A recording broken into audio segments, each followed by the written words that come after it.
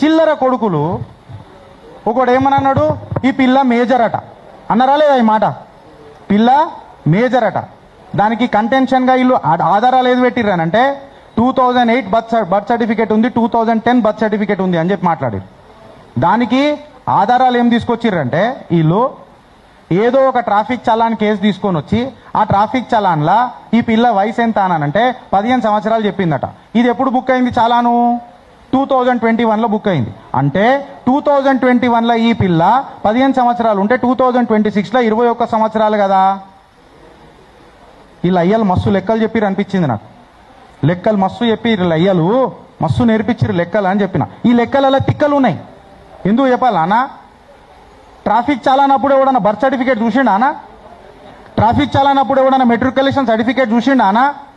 Traffic చాలానప్పుడు నీ age ఎట్లా నిర్ధారించింది అనేది ఒక క్లారిటీ వచ్చిందా అన్న? నువ్వు మామూలుగా నిలబడ్డప్పుడు పోలీసు వాళ్ళు అడిగినప్పుడు చిన్న పసికూనలు భయపడరా? ఏమైంది అని అంటే ఎంత నీ వయసు అంటే 15 అని చెప్పి రాసేసిరు, అయిపోయింది.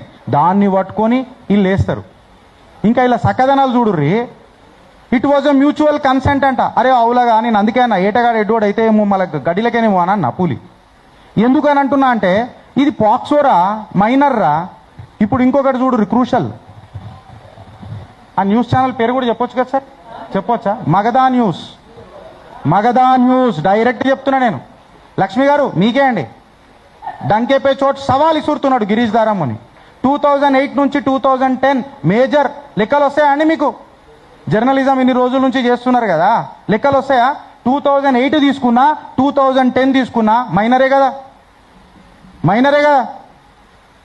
ఇలా మాటలలో మనువడ ఇది కరెక్టేనా? నువ్వు 2008 తీసుకున్నా మైనరే, 2010 తీసుకున్నా మైనరే. ఇప్పుడు వీళ్ళు ఏం మాట్లాడతారండి? ఫేక్ సర్టిఫికేట్ అని మాట్లాడతారు. ఒక ఫ్యాక్ట్ ఏంటంటే ఈ మిస్ మ్యాచ్ అయిన డేట్ కోసం కరెక్షన్ పెట్టిరు సార్. కరెక్షను జూన్ 2025లోనే పెట్టిరు సార్. పోలీసు వాళ్ళు సెక్షన్లు